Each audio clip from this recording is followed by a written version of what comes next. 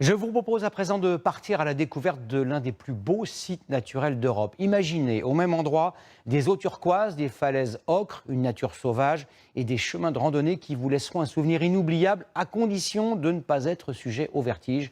Bienvenue dans les gorges de Montrebei, entre Catalogne et Aragon.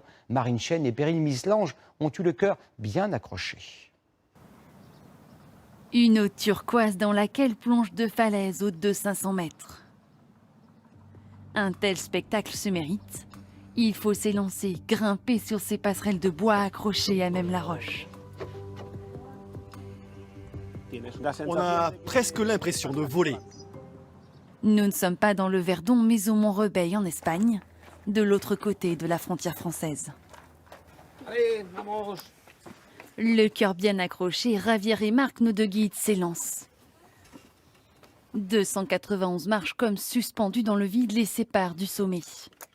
C'est très étroit et des fois c'est un peu tordu et tu vois des clous qui sortent, mais ça tient, non? Aujourd'hui, ils profitent des passerelles seuls. Mais l'été, se croiser est déjà un défi. Mieux vaut ne pas avoir le vertige. Ça donne confiance, c'est mieux de s'accrocher. Parce que les pieds tremblent moins, c'est plus sûr. Après une heure riche en sensations, les gorges se dévoilent. Frontière naturelle entre la Catalogne et l'Aragon. Et le casque pour l'intérieur du canyon, au cas où, pour les petites pierres. Spectaculaires en hauteur, les gorges le sont tout autant vues d'en bas. Là, nous entrons dans le canyon de Montrebei. Les parois vertigineuses se resserrent. L'eau devient presque translucide. L'eau a cette couleur bleu turquoise parce que c'est un terrain calcaire. Et au contact de l'eau, la roche calcaire devient blanche. Pagayer est désormais l'unique moyen pour découvrir les lieux. Le sentier creusé dans la paroi est inaccessible à cause d'un éboulement. Devenu attraction touristique, ce chemin pittoresque a longtemps été essentiel à la survie de la région.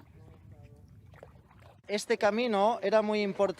chemin était très important pour la communication entre les habitants des villages, l'échange de marchandises, de bétail, et c'était aussi un passage pour les gens qui voyageaient.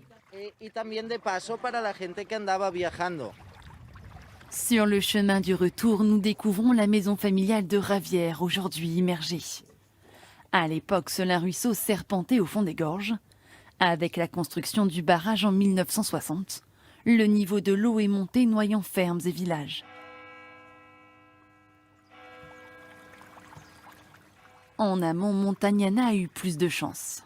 C'est le seul village médiéval du nord de l'Aragon. Ses ruelles pavées, ses 3 églises romanes, son pont de pierre ont pu être préservés, mais le village s'est vidé. Il y avait beaucoup de gens qui vivaient ici. Des maisons avec 3 à 4 familles. Mais beaucoup sont partis à Barcelone ou dans le reste de l'Aragon. Pendant une dizaine d'années, Marie était l'unique habitante, la gardienne des lieux. Je n'ai jamais voulu partir.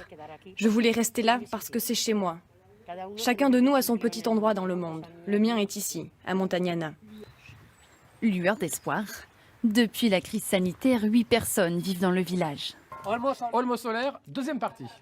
Après plusieurs années dans les Alpes françaises, David Aguila est lui aussi revenu sur sa terre natale. Il y a beaucoup de rochers pour escalader, à Chamonix aussi, mais ici nous avons des rochers et du soleil. On peut donc escalader toute l'année, et c'est toute l'année les vacances. Des vacances sportives. À la force des bras, il s'attaque à cet éperon rocheux, à 200 mètres au-dessus du vide. Allez, on enlève ça. Réputé pour ses falaises calcaires, le Mont-Rebei attire des grimpeurs de toute l'Espagne. Parfait, tu vois? Tels des funambules, ils arpentent les crêtes. On se met à califourchon? Le terrain est sauvage. Fleurs et arbustes poussent à même la roche. Il faut être chargé à bloc pour venir ici. Ce n'est pas un terrain sportif, c'est un terrain de voie classique, d'aventure, de compromis. Il faut avoir beaucoup de mental. Il y a des fissures, tu dois t'accrocher aux arbres et aux arbustes sur la paroi pour t'assurer. Au sommet, une chapelle veille sur les lieux depuis des siècles. Le Mont Rebeuil est exigeant, mais qu'importe les moyens, la récompense ne déçoit jamais.